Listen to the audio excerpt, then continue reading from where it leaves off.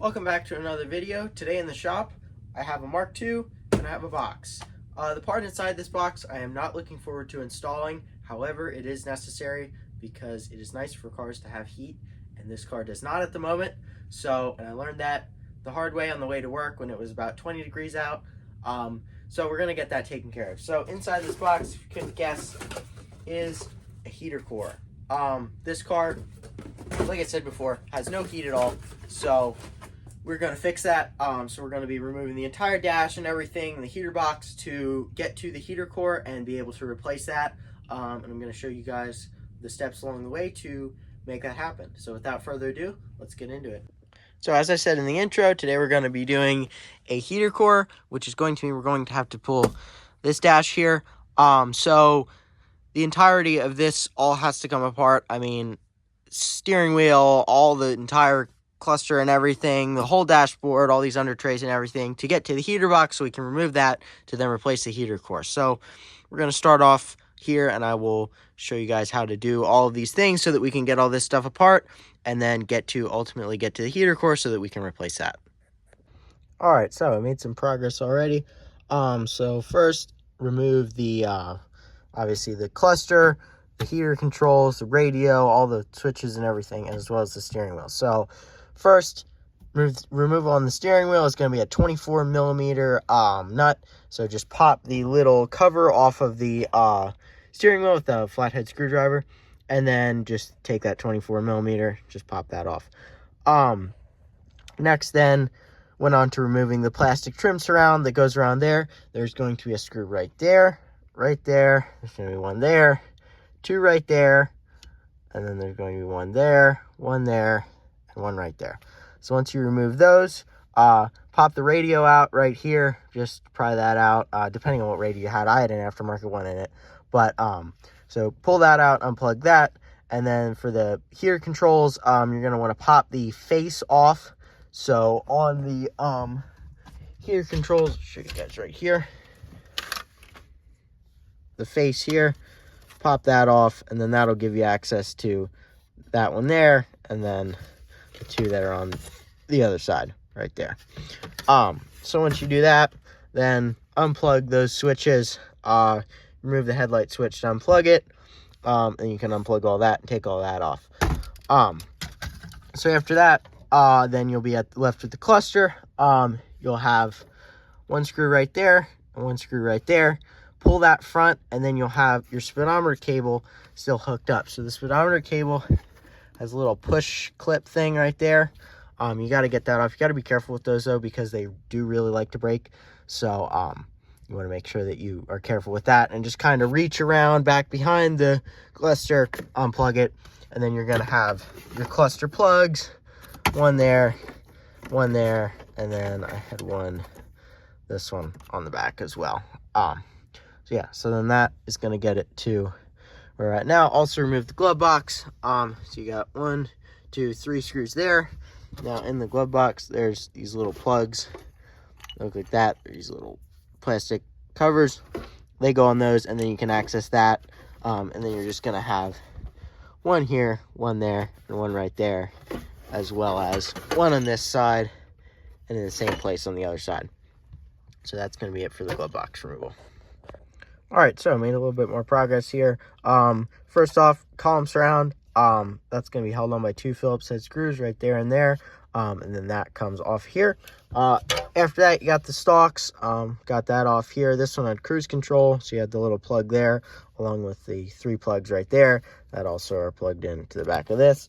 This is held on by 3 of these long flathead screws. They're held on right there, there, and there. So there's 3 of them. Take them out. And then pull the wiper stock assembly off. Next is the cold start thing. So for that, first off, you got this handle here. You got to get that thing off. So that is held on by this clip right here. It clips onto the outside of this handle through that hole there. Then after that, you got to take this off because this is threaded. Pull that off of there. Next, this is the most confusing part. This is what holds the actual thing on there. It's got these little notches in here. You gotta use a flathead screwdriver, and you could push probably, you might have to tap on it a little bit with a hammer, but rotate that off and that unthreads, and after that you got that loose and you can take that out. All this insulation stuff on this wiring is just absolutely crumbling. It's just turning to dust. All this stuff. So, of course, as usual, making a giant mess on the floor as well. Alright, so I got the under dash panels out. Feel very fortunate that this is a 86 and it's not a big bumper car that has the knee bar, because in this car we just got this under panel here and this small one here, and those are held on by 1, 2, 3, 4, 5 on the passenger side. Phillips head screws. On the other side, 1, 2, 3, 4, and then 5 on the driver's side also. And then the center console is held on. There's going to be a Phillips head screw right there. Take that, and then this just slides front. It'll slide off, and then you can just get it out from there. As far as the shift boot, that just pries off from there, and then the shift knob just unscrews. That leaves us with here. So now we've got the underneath part, so we are definitely getting closer to getting this dash out. One thing that I do want to mention with this car is the fact that this car is an 86 and it is a small bumper.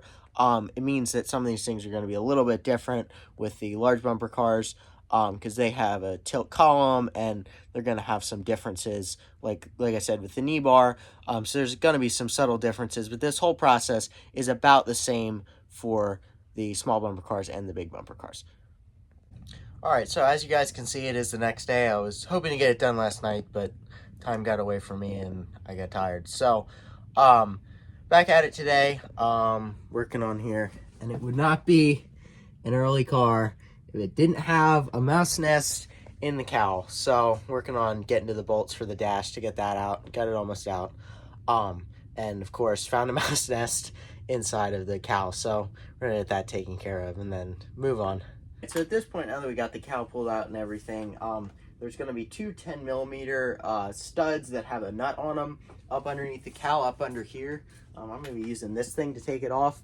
Normally I wouldn't have recommended this, but I just bought this tool like a couple of days ago, and so far it's been pretty cool. So it makes jobs like this much easier, just running stuff out. So I highly recommend it.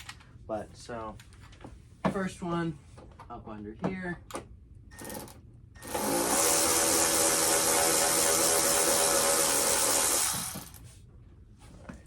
There's one.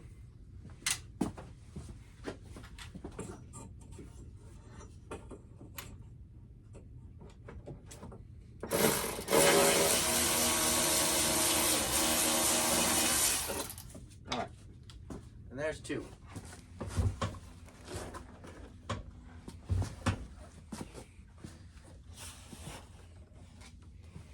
All right, so as you guys saw in the last clip, we got the dashboard out.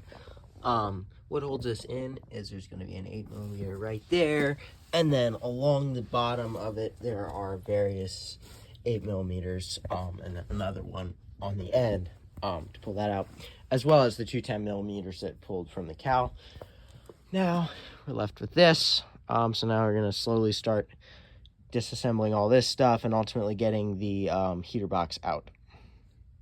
Now, another thing that you're going to have to do when you do this is you're going to have to drain the coolant, and you're also going to have to let all the air conditioning out. So this one has no air conditioning charge in it, but if yours does, you're going to have to get that taken out. And as far as the coolant, you got two hoses that connect right there, and then they're going to leak a bunch of coolant out. So be prepared for that. And then the AC lines hooked up back in there, which we'll get to that a little later. All right, so it took me a little bit, but I did end up getting the heater box out of the car. Got it here, and looking at it here, those holes there, they are not supposed to be there. They're supposed to be covered. There's supposed to be a piece covering that. So that was what was causing the lack of heat in this car, but the heater core also is going to be getting replaced here because it is, from what I can tell, the original one. Still has the part number on it and everything. So from what I can tell, it is the original one. So we're going to be replacing it as well. But we're going to need to do something about this because without these having covering on them, they have foam on them, and the foam oftentimes if you have a Volkswagen and you have foam flying out of your vents, that's because the foam from these doors fell off and it is coming out of the vents. So that's what happened here, and that was likely the cause of my lack of heat. So you may be wondering how we're going to fix that problem, and the answer is right here. So I picked up a roll of Gorilla Tape. That's usually the best kind I like to use. So that we're going to go ahead and cover the front and back of those blend doors as best we can inside of the heater box to make sure that they're working properly, as well as replace the heater core itself. And then once we do that, we will go on and reinstall the heater box in the car. As far as the actual removal of the heater box, it would take way too long to show the entire deal of doing that. So I'm just going to show you guys where exactly you have to take off, so then you guys know. So right here, there's going to be a 13 millimeter bolt. Remove that. And then you're going to be accessing these from under the hood in the engine compartment. There is a stud here, right there. There's going to be one that's right here, and then there's going to be one right there. Those have 10 millimeter nuts on them, and they will sometimes, like this one, come out of the box, and you just kind of have to pry on it with a screwdriver and get the nut off so that it'll come out, or do whatever you got to do to make it work. But here, I'll show you guys under the hood as well. But yeah, so that's where right there would be the two ones at the AC lines, and then there's going to be one right there, and then you got one down there which the stud is still hanging in there. And as you can see, I made a big mess with the coolant all over the back of the firewall. That's fine. And you might have, like, I took the intake tube off here in the airbox so that I could access it easier because I have the 1.6 turbo diesel. But depending on what motor you have or whatever, it might be different. But that, I just found that easy thing to remove for me to get this done. All right, so old heater core right here, got that removed out. Also split the box in half. There's going to be these little metal clips here. Just get under them with a screwdriver. There's going to be one there, one here, and then one down there. And then you can pop that off and split the box. Now, that's not exactly necessary in the purpose of replacing this. However, this blend door here, which like the others has no more foam on it, maybe there's a little bit there, but has pretty much no more foam on it. So then to cover this with the duct tape, it's easier to get to it when you have the box taken apart. So this is the new heater core. So I'm gonna go ahead and put that back in. Heater core is just held in. There's gonna be a Phillips head screw there and there. Just pull that out and it just comes right out. Then just put the other one back in the exact same way. And then I'm gonna move on to taping up the doors. But before I actually put the heater core back in, I'm gonna go ahead and put the duct tape on these because you have a little bit better access to some of these doors with the heater core out and with it all apart and everything. All right, so I got the heater box all back together, got all the clips back on, the two sides back together, and got the tape on all the blend doors. Also, new heater core is in. So now that that is taken care of, I'm going to go ahead and put the heater box back into the car. Most important part is doing things in reverse of the way you did it in the same steps so you don't miss something or end up doing something and then have to go back and do it again. So I'm going to time-lapse the install of this heater box, and I'll let you guys know if I run into anything that you guys should know about when you're installing yours.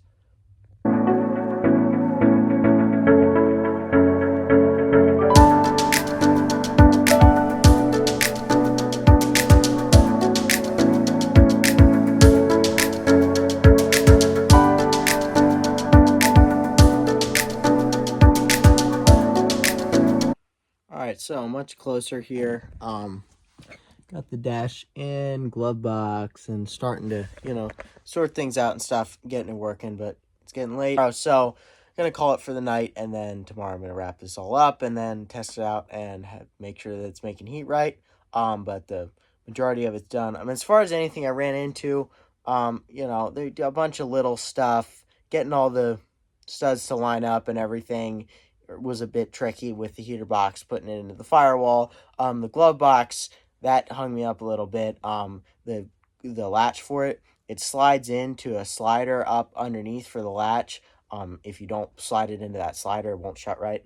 So when you're putting the latch back in, so make sure that you pay attention to that. And otherwise, I mean, it was just really just fighting with various things, wiring and making sure all that stuff would go in right, all the other stuff, but nothing too crazy. But so that's going to be it for today, and then be back at it tomorrow, get this all wrapped up, and have this whole job done.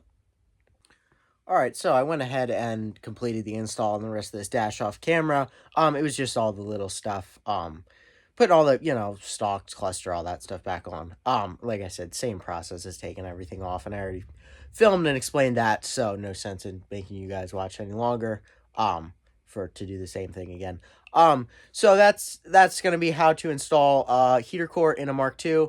And how to fix the blend doors as well, and make your car have heat again. This car has heat. Took it out for a test drive, as you guys can see from the water. Did great. Heat's working good, so I'm happy about that. But yeah, that's gonna be pretty much a wrap on heater core install on Mark II. Coming up in the future, this car, it may seem as though it came out of nowhere, which it kind of did. But I did a ton of work to this car, a lot more than I was expecting to have to do to it. So it was not initially going to be something that I was going to put on YouTube, but now I'm going to be making a video about all the work I did to this car because it turned into a mini restoration. I was expecting it to go a lot smoother than it did, but you can't plan what's going to happen all the time. So I do have a lot to say about the work that I did on this car, and that's going to be coming in a video soon. Also, the way that I have things set up in the shop, this is going to be the last video that they look like this. I have some changes that are going to be made here soon, and as soon as next video you guys see after this one, those changes are going to be implemented, and you guys will be able to see it. So it's going to be in plans for some video ideas I have for next year, and being able to do a little bit more in this shop. So excited for that. But with that, that's going to be a wrap on this video. I appreciate you all for watching, and stay tuned for the next one. Peace.